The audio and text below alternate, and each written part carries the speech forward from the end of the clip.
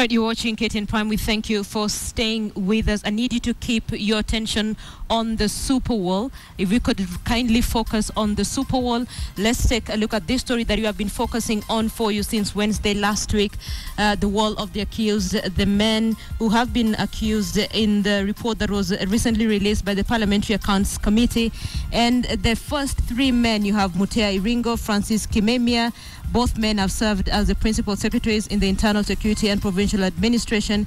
And then, of course, we had Ben Kihia. He has been serving as a senior accountant in the office of the president.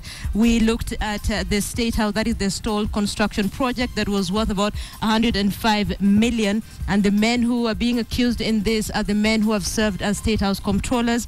We have Dr. Nelson Githinji, Zachary Muburi Muita, and Lawrence Lenayapa, who still currently serves as the State House comptroller.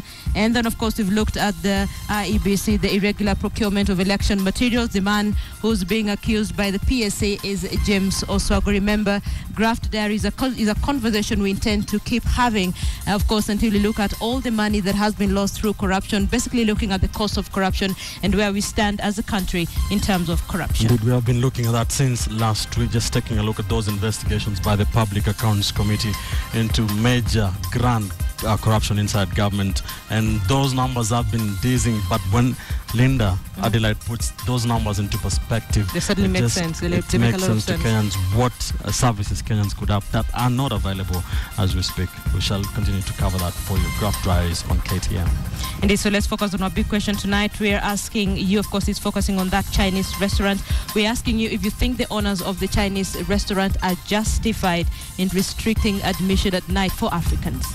And Abdirazak says no, the government should take immediate action and close the restaurant.